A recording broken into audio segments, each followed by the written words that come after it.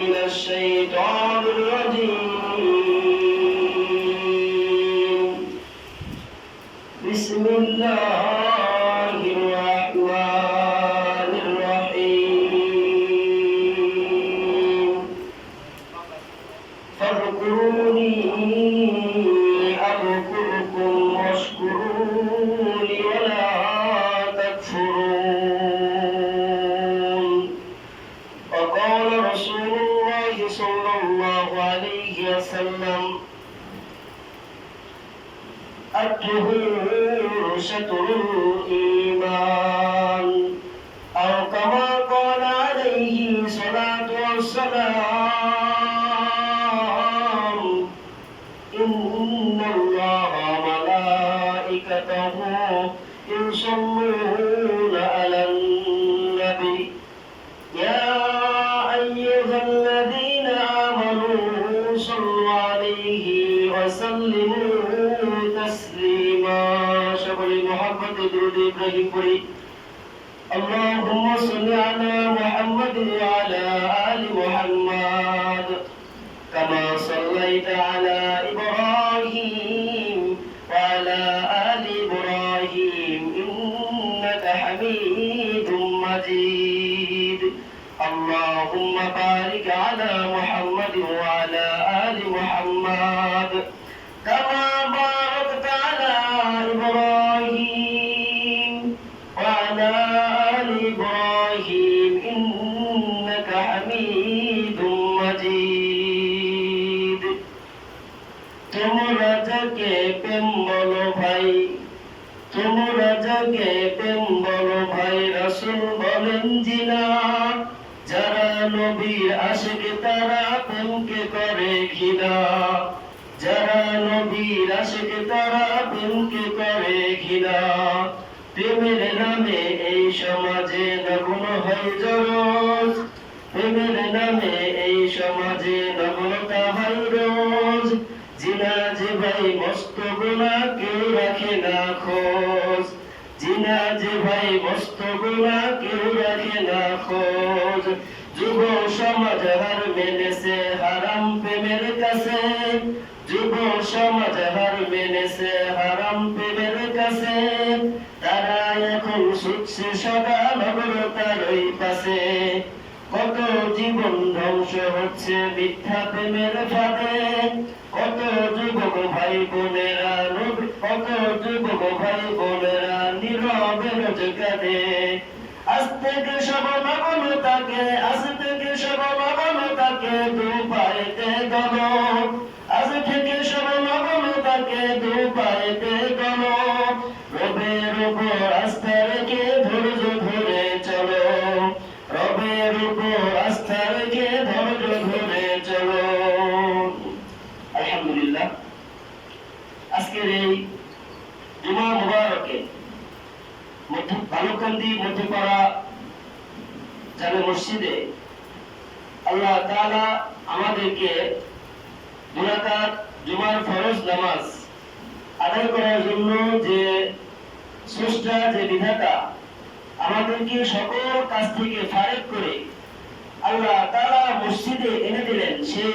রব সেই সৃষ্টিকর্তা সেই রিজিকদাতার প্রতি আমরা জোরে সোরে একবার শুকরিয়া আদায় করি সবাই বলি আলহামদুলিল্লাহ আর একটু জোরে সোরে বলি আলহামদুলিল্লাহ আল্লাহ তাআলা শুকর আদায় করলে আল্লাহ তাআলা সেই কাজে নিয়ামতটা বাড়িয়ে দেয় আপনারা দেখেন আমরা মসজিদে আসছি কিন্তু এখনো কেউ মসজিদে আসতে পারে নাই এখনো কেউ মসজিদে আসতে পারে নাই আল্লাহ তাআলা হুকুম ব্যতীত একটা গাছের পাতাও নড়ে না আল্লাহ তাআলা আপনাকে যে অবস্থায় আছেন সেই অবস্থায় আল্লাহ তাআলা আপনাকে থামিয়ে দিতে পারেন পারেন কি পারেন না পারেন সেজন্য আল্লাহ তাআলা সকল কাজ থেকে ফারেক করে আমাদেরকে তার মসজিদ আল্লাহ তাআলা মসজিদে আসার বসবার তৌফিক দান করলেন সেই সৃষ্টিকর্তার প্রতি আমরা জোরে সোরে শুকরিয়া আদায় করি সবাই বলি আলহামদুলিল্লাহ যে নবীর উম্মত হওয়ার জন্য অনেক নবীগুলা আল্লাহ তাআলার কাছে দোয়া করছে আল্লাহ আপনি আমাদেরকে শেষ নবীর উম্মত বানায় দিন নবীরাও দোয়া করছে আল্লাহ আপনি আমাদেরকে শেষ নবীর উম্মত বানায় দিন সেই নবীর প্রতি আমরা একবার দুরূদ ইব্রাহিম পাঠ করি সাল্লাল্লাহু আলাইহি ওয়াসাল্লাম। আমি কোরআনুল কারীমের সূরাতুল বাকারার 108 নম্বর আয়াত তেলাওয়াত করেছি। নবী করিম সাল্লাল্লাহু আলাইহি ওয়াসাল্লামের অসংখ্য হাদিস থেকে একটি হাদিস তেলাওয়াত করেছি। আল্লাহ তাআলা যেন শ্রেষ্ঠ আয়াত এবং হাদিসের উপরে আলোচনা করার তৌফিক দান করেন, সবাই বলে আমিন। আজকে আমার আলোচনার হেডলাইন ওয়াদার গুরুত্ব ও তাৎপর্য। ওয়াদা, ওয়াদার গুরুত্ব ও তাৎপর্য। দেখেন, ওয়াদা করলে কি হয় আর না করলে কি হয়। আমি এলোফাতারি কথা বলি না, সকল বিষয় আমি কোরআন সুন্নাহ অনুযায়ী বলার চেষ্টা করি। তো আল্লাহ তাআলা আমাকে যেন কিছু কথা শোনার তৌফিক দান করেন, সবাই বলুন আমিন। আল্লাহ রাব্বুল আলামিন কোরআনুল কারীমের সূরাতুল বাকারার 108 নম্বর আয়াতে ডাক দিয়ে বলেন, ফাযকুরুনি আযকুরুকুম ওয়াশকুরুনি ওয়ালা তাকফুরুন। জোরে জোরে বলেন আল্লাহু আকবার। আল্লাহ তাআলা এর মধ্যে কি বলেন একটু ভালো করে খেয়াল করবেন। আল্লাহ তাআলা এর মধ্যে বলেন ফাযকুরুনি আযকুরুকুম। আল্লাহ তাআলা এর মধ্যে কি বলেন একটু ভালো করে খেয়াল করুন। ফাযকুরুনি আযকুরুকুম, তোমরা আমার স্মরণ করো, আমি তোমাদেরকে স্মরণ করব। এখানে কি দিলেন আল্লাহ? ওয়াদা দিলেন। কি দিলেন? ওয়াদা। কি ওয়াদা দিলেন? যে তোমরা আমার স্মরণ করো। এখানে স্মরণ করা বলতে কাদেরকে বলেছে? পৃথিবীর যত মানুষগুলো আছে প্রত্যেকটা মানুষকে আল্লাহ তাআলা ডেকে ডেকে বলতেছেন, তোমরা আমার স্মরণ করো, আমি তোমাদেরকে স্মরণ করব।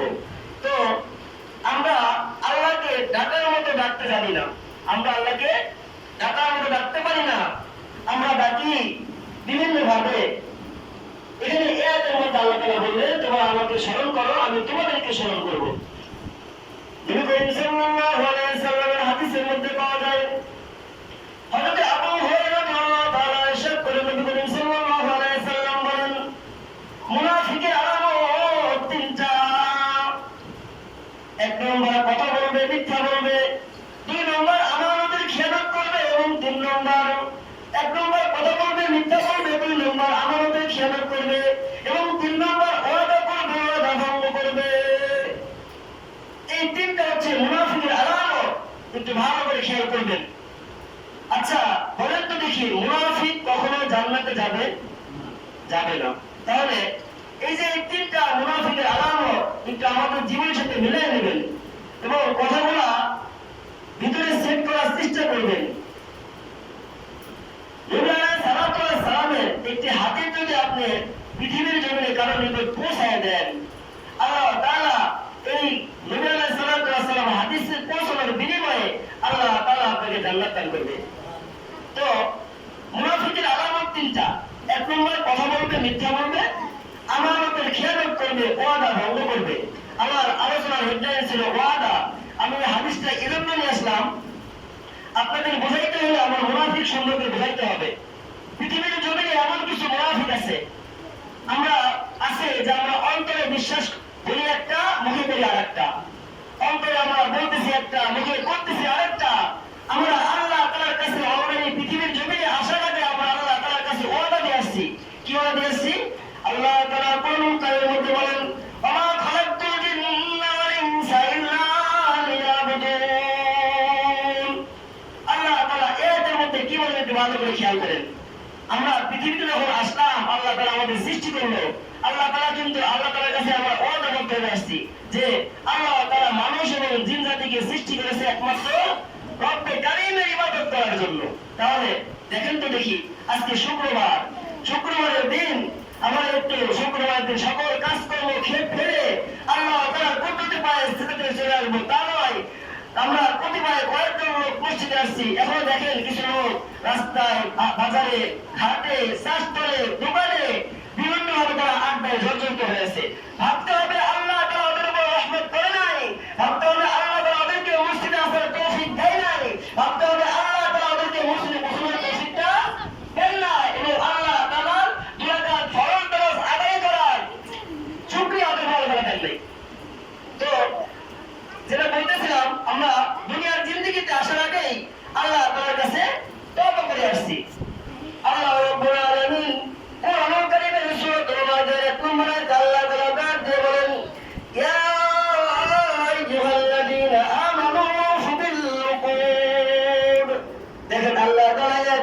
কি বলেন একটু ভালো করে খেয়াল করবেন বাবাজিরা আমার। আল্লাহ তাআলা আয়াতের মধ্যে বলেন, হে ইমানদারগণ, তোমরা অঙ্গীকার সমূহ পূর্ণ করো। অঙ্গীকার বলতে কি বোঝায়? ওয়াদা বোঝায়। এটা আমার কথা না, কোনো কবি কাহিনীর কিচ্ছা না, কোনো মানুষের মন করা গল্প না। এটা আল্লাহ তাআলা কুরআনুল কারীমের সূরাতুল মাইদা 1 নম্বর আয়াতে আল্লাহ তাআলা সুন্দরভাবে বলে দিচ্ছেন। আপনারা তাফসীর মিলায় নেবেন, যারা ভাষায় বাংলা তরজমা আছে মিলায় নেবেন, যে আচ্ছা আমি কি ভুলভাল কিছু আলোচনা করি কিনা। আল্লাহ তাআলা এর মধ্যে বলেন, হে ইমানদারগণ, এখানে কিন্তু আল্লাহ তাআলা মুশরিককে ডাক দেয় নাই, এখানে কিন্তু আল্লাহ তাআলা মুনাফিককে ডাক দেয় নাই, এখানে কিন্তু আল্লাহ তাআলা হিন্দুদের ডাক দেয় নাই, এখানে কিন্তু আল্লাহ তাআলা ইহুদিদের ডাক দেন নাই। আল্লাহ তাআলা ডাক দিয়েছেন, হে ইমানদারগণ, তোমরা হে ইমানদারগণ, তোমরা অঙ্গীকার সমূহ পূর্ণ করো। অঙ্গীকার কি? অঙ্গীকার শব্দের অর্থ হচ্ছে ওয়াদা করা। কার কাছে ওয়াদা করছেন আপনি? পৃথিবীর জমিনে আমরা হাজারো ওয়াদা করি, আমরা ওয়াদা খেলাপ করি। ওয়াদা খেলাপ করা অর্থ কি আমি আপনাদের আগে একটা হাদিস দ্বারা বুঝাই দিলাম। আপনি ওয়াদা খেলাপ করলে আপনি মুনাফিকের কাতারে চলে যাবেন, আর মুনাফিকের কাতারে চলে গেলে আপনার কপালে আল্লাহ তাআলা জান্নাত রাখবে না, আপনার কপালে আল্লাহ তাআলা জাহান্নাম রাখবে। তাই আপনি আমার ভাই, আমি আপনার ভাই, এক মুসলমান আর এক মুসলমানের ভাই, এক মুসলমান আর এক মুসলমানকে জাহান্নামের আগুন থেকে বাঁচাবে। বলে ঠিক না বেঠিক? আল্লাহ রাব্বুল আলামিন সূরাতুল সাফাত 2 নম্বর আয়াতে আল্লাহ তাআলা ডাক দিয়ে বলেন, ইয়া আইয়ুহাল্লাযীনা আমানু লিমা লাম্মা লা তাফআলুন। আল্লাহ তাআলা এখানে এর মধ্যে কি বলেন একটু ভালো করে খেয়াল করবেন।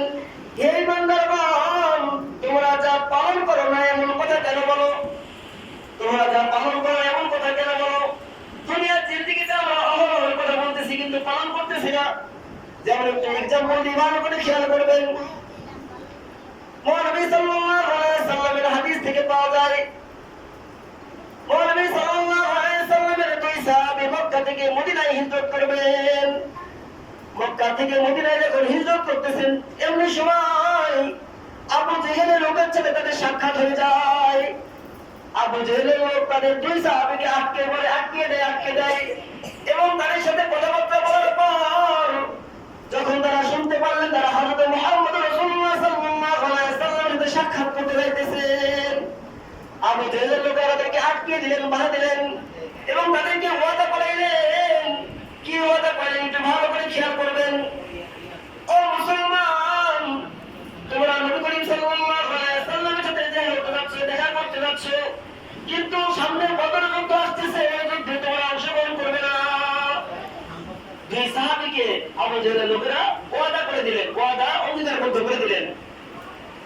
হযরত হুযায়ফা রাদিয়াল্লাহু তাআলা আনহু এবং হালিম ইয়ামিন এই দুজন ব্যক্তি নবী করিম সাল্লাল্লাহু আলাইহি ওয়াসাল্লামের সাক্ষাতে চলে গেলেন। সাক্ষাতে যাওয়ার পর নবী করিম সাল্লাল্লাহু আলাইহি ওয়াসাল্লামের সাথে কথোপকথন চলতেছে, আলোচনা চলতেছে। হঠাৎ করে বদর যুদ্ধ শুরু হয়ে গেছে। বদর যুদ্ধ শুরু হয়ে গেল। বদর যুদ্ধ যখন শুরু হয়ে গেছে, বদর যুদ্ধে নবী করিম সাল্লাল্লাহু আলাইহি ওয়াসাল্লাম চলে যাবেন। ওই দুই সাহাবী বলে, আমরা তো বদর যুদ্ধে অংশগ্রহণ করতে চাই। এটাই করে দেন, আপনাদের ভিতরে বক্স আছে, এটার মধ্যেই করেন, বাইরে মাইকটা বন্ধ করে তাআলা আনহু এবং হালিম ইয়ামিন রাদিয়াল্লাহু তাআলা আনহু নবী করিম সাল্লাল্লাহু আলাইহি ওয়াসাল্লামের সাথে তারা বদর যুদ্ধে অংশগ্রহণ করতে যাচ্ছেন।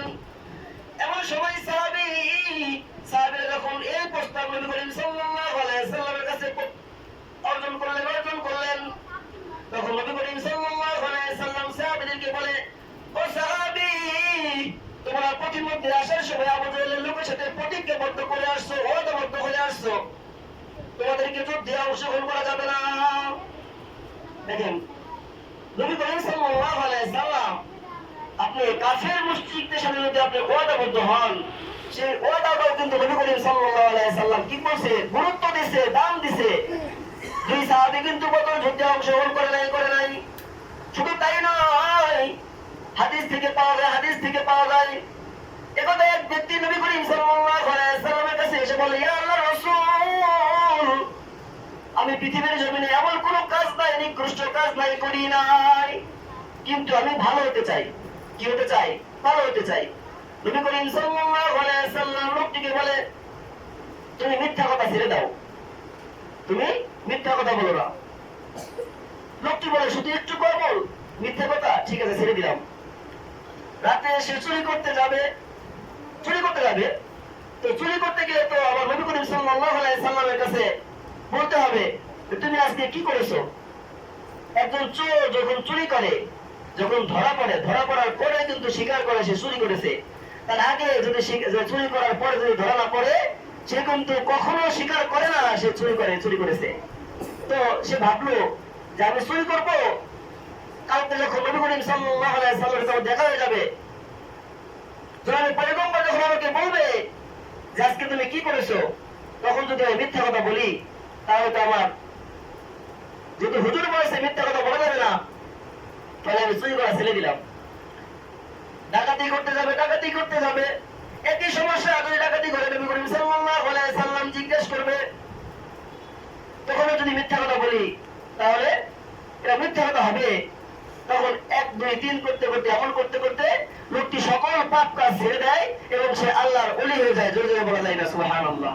শুধু তাই নয়, ওয়াদার প্রেক্ষাপট অত্যন্ত মারাত্মক। আল্লাহ রাব্বুল আলামিন আমাদেরকে যেমন আমরা যেমন ওয়াদা করে ওয়াদা ভঙ্গ করি, তেমনি আল্লাহ তাআলা কিন্তু ওয়াদা ভঙ্গ করেন না।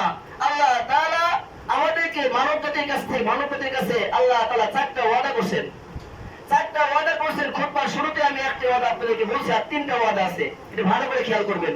আল্লাহ রাব্বুল আলামিন যে 4টা ওয়াদা মানুষের কাছে করলেন, এটা কেন করলেন, এটা কি জন্য করলেন?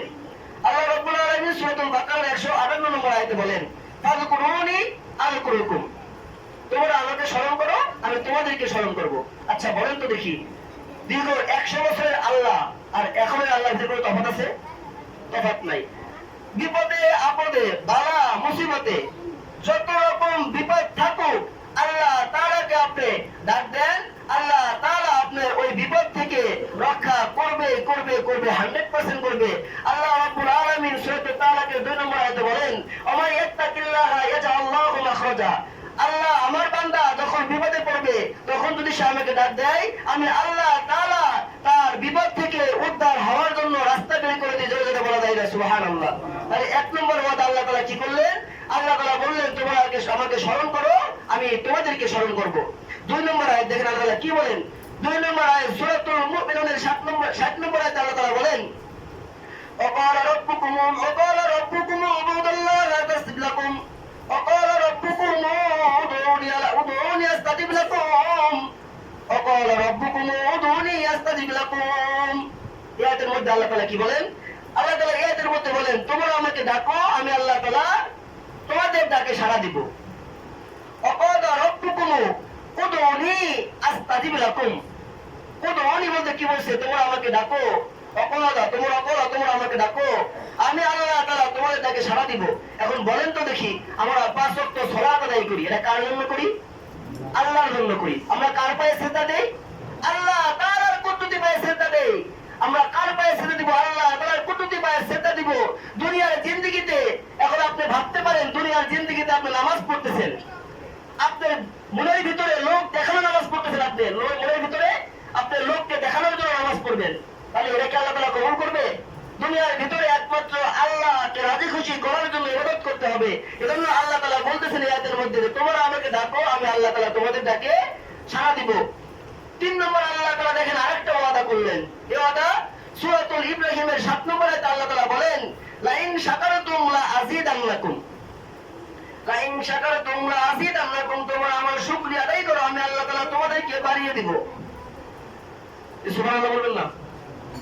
দুনিয়ার জিন্দেগিতে বলেন তো দেখি, কোন মানুষ অভাব ছাড়া আছে?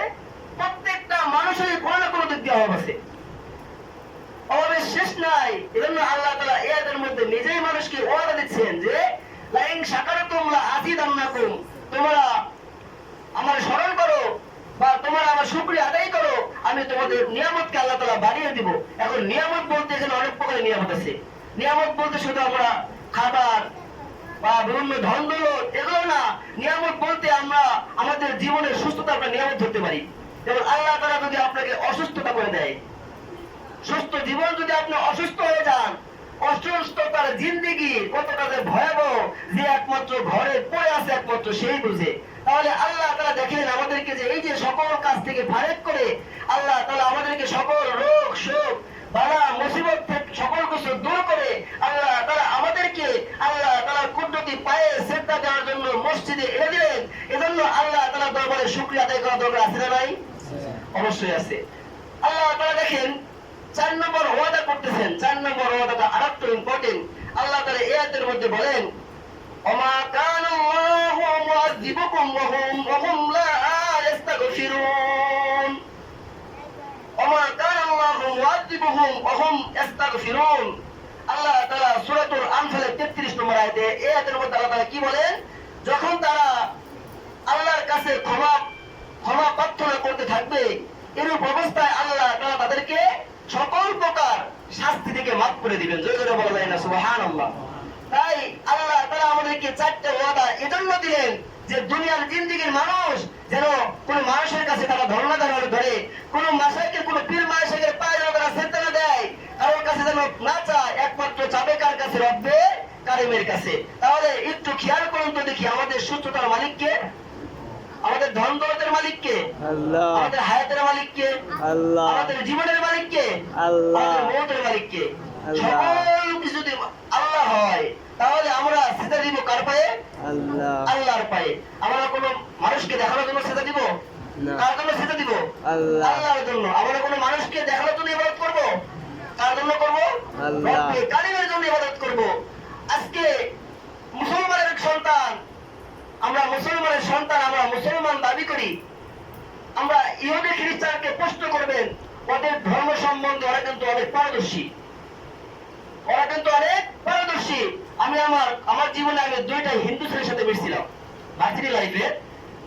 ওদের ধর্ম সম্বন্ধে যদি প্রশ্ন করা যায়, ওরা মোটামুটি ওদের ধর্ম সম্বন্ধে পারফেক্ট, ওরা বুঝে। কিন্তু একটা মুসলমানের সন্তানকে আপনি প্রশ্ন করেন, বলেন যে এ সন্তান বলো তো তোমাদের নেতাকে, তোমাদের নবী কি ছিল, তোমার সৃষ্টিকর্তাকে? কারণ তৈয়বা ঠিক মতো পাঠ করো, সে বলতে পারবে না। দুরূদ শরীফ ভালো করে বলো, বলতে পারবে না। তাশাহুদ ভালো করে বলো, বলতে পারবে না। জয় রাসূল ভালো করে বলো, বলতে পারবে না। তাহলে আল্লাহ তাআলা বলেন, আল্লাহ তাআলা কি বলেন? আল্লাহ তাআলা হাদিসের মধ্যে বলেন, ইয়া আইয়ুহাল্লাযিনা, আল্লাহ তাআলা হাদিসের মধ্যে পাওয়া যায় যে কোরআনের একটি হরফ তেলাওয়াত করলে 10টি করে নেকি হয়। কয়টা? 10টি করে নেকি হয়। খায়রুকুম মান তাআল্লামাল কুরআনা ওয়া আল্লামা। তোমরা যে ব্যক্তি কোরআন শিক্ষা দেয় এবং শিখে, সে পৃথিবীর জিন্দেগিতে উত্তম ব্যক্তি। আচ্ছা, এখানে বলেন তো দেখি, এখানে ডাক্তার আছে, ইঞ্জিনিয়ার আছে, মাস্টার আছে, পুলিশ আছে, কত কত লোক আছে। তাহলে আল্লাহ তাআলা বলতে পারতো পৃথিবীর মধ্যে ওই ব্যক্তি উত্তম, না বলে কেন বললেন যে পৃথিবীর জমিনে যে কোরআন শিক্ষা দেয় এবং শিক্ষা করে সে সর্বোত্তম ব্যক্তি? আল্লাহ না করুক, আপনি আজকে যদি নিয়োগ করেন যে আমি কোরআনটা বুঝি না, কোরআনটা পারি না, আমি আজকে থেকে শিক্ষা করব, আমার আজকে থেকে শেখা দরকার। কোরআন শিক্ষা করা সবার উপরে ফরজ, পর্দা করা ফরজ, হজ করা ফরজ, নামাজ পড়া ফরজ। তাহলে একটি ফরজ যদি আপনার জীবন থেকে ছুটে যায়, তাহলে আল্লাহ তাআলা বলেন যে আপনার জীবন থেকে একটি ফরজ ছুটাই দিলেন, আপনি জাহান্নামের মুখে চলে গেলেন। তাই কোরআন শিক্ষা করা এক মুসলমানের উপর আরেক মুসলমানের উপর ফরজ। তলাবুল ইলমি ফারিদাতুন আলা কুল্লি মুসলিম। দ্বীনি ইলম শিক্ষা করা প্রত্যেকটা মুসলমানের উপর ফরজ। তাহলে আমরা কোরআনটা ঠিকমতো শিখতেছি না, আমরা কোরআন শিখতেছি না, আমরা নামাজ পড়তে আসতেছি, আমরা নামাজের ফাজাইল নামাজ পড়তে যখন আসতেছি, আমাদের নামাজের ভিতরে বিভিন্ন ভুল হইতেছে, সূরা কিরাত অশুদ্ধ করতেছি, রুকু সিজদা বুঝতেছি না, সিজদা যায় কি বলতে হবে এটাও পারতেছি না। তাহলে বলেন তো দেখি, আল্লাহ তাআলা আমাদের ইবাদত কবুল করবে কিভাবে? আল্লাহ তাআলা আপনাদের সামনে হাদিস দিয়ে দিলেন, কোরআন দিয়ে দিলেন, সকল কিছু ভাস করে দিলেন। একটু খেয়াল করবেন, আরেকটা एग्जांपल বলি আপনাদের। যেমন মনে করেন ছাত্ররা যখন পরীক্ষা দেয়, আচ্ছা পরীক্ষার কি প্রশ্ন ফাঁস হয়? প্রশ্ন কি আপনার ঘরে পৌঁছে যায়? পৌঁছে যায় না। তাহলে আল্লাহ তাআলা কবরে কি আযাব হবে তাও আপনারা জানেন। নামাজ পড়লে কি হয়, নামাজ না পড়লে কি হয় তাও আপনারা জানেন। ভালো কাজ করলে কি হয়, খারাপ কাজ করলে কি হয় তাও আপনারা সবাই বুঝেন। বুঝার পরেও কেন আপনারা আল্লাহ তাআলার সাথে নাফরমানি করেন? এটা আমার কপালে আসে না। আমরা মুসলমানের সন্তান, আমরা মুসলমানের সন্তান, আমরা তো লাত, উজ্জা, সরস্বতী এগুলাকে পূজা করি না। আমরা একমাত্র রব্বে কারিমকে পূজা করি। আমরা একমাত্র রব্বে কারিমের গোলাম হব। আমরা একমাত্র রব্বে কারিম ছাড়া পৃথিবীর জমিনে আর কারোকে থেকে ভয় পাবো না। একমাত্র রব্বে কারিমকে থেকে ভয় করব।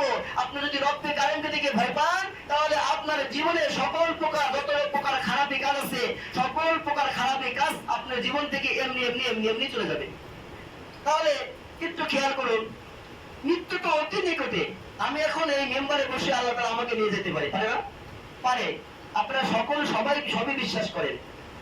কোরআন সুন্নাহর আলোচনা শুনতে ভালো লাগে। এটা আল্লাহর ঘর, মসজিদ। মসজিদে আল্লাহ তাআলা চারিদিক দিয়ে আল্লাহ তাআলা নূরের ফেরেশতারা বেষ্টন করে রাখছে।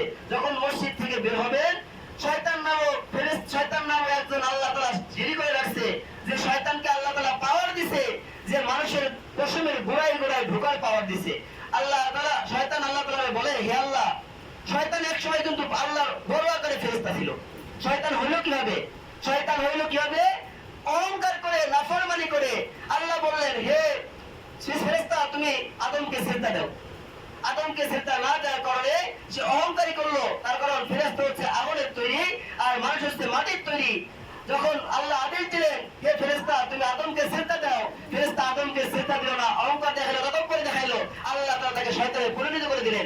যখন শয়তান হয়ে গেলেন, তখন আল্লাহর কাছে শয়তান কয়েকটা পাওয়ার চাইলেন। তার মধ্যে একটা পাওয়ার হচ্ছে যে মানব জীবনে, আমি মানুষের জীবনে, মানুষের দ্বারে দ্বারে যে যেন আপনার নবীর উম্মতদেরকে যেন জাহান্নামে করতে পারি, এটা করার জন্য আপনি আমাকে এমন একটা পাওয়ার দিন, এমন একটা শক্তি দিন। শয়তান কিন্তু বিভিন্ন সুরত ধরতে পারে। শয়তান বিভিন্ন সুরত ধরতে পারে, ভালো সুরত ধরতে পারে, খারাপ সুরত ধরতে পারে। কুত্তা, শকুন, বিড়াল সবকিছু হতে পারে। এজন্য আপনাদেরকে বলবো, চলতে ফিরতে উঠতে আপনি একটি আমল করবেন, আউযু বিল্লাহি মিনাশ শাইতানির রাজিম। চলতে ফিরতে শুনতে একটি আমল করবেন এবং সকল কাজে যে কাজটাই করবেন পুরা বিসমিল্লাহ পড়ার পরে কাজটা করবেন। এই দুইটা আমল করেন, শয়তান আপনার কাছে ভিড়তে পারবে না। আরেকটা কথা হচ্ছে যে আমরা মুসলমান ভাই, আমরা সকলেই মুসলমান। আমি চাই না যে আপনি জান্নাতে যান, জাহান্নামে যান, এবং আপনি যাবেন না আমি জাহান্নামে যাব। তার কারণ দুনিয়ার জিন্দেগিতে বিশ্বাস তো করেন জাহান্নাম জান্নাত আছে, যে বিশ্বাস করবে না সে সম্পূর্ণ কাফের। আল্লাহ তাআলা কোরআন কারীমের মধ্যে সুন্দরভাবে বলে দিচ্ছেন, সুন্দরভাবে দেখাই দিয়েছেন যে কোরআনটা আপনি ভালো করে পড়েন। দেখেন কোরআনের ভিতরে প্রত্যেকটা লাইন আপনি পড়েন, প্রত্যেকটা লাইন পড়তে পড়তে আপনি শিখেন। মুসা আলাইহিস সালামের ঘটনা আপনাদেরকে গত সপ্তাহে শুনিয়েছিলাম। পাগলকে আল্লাহ তাআলা 100,000 বার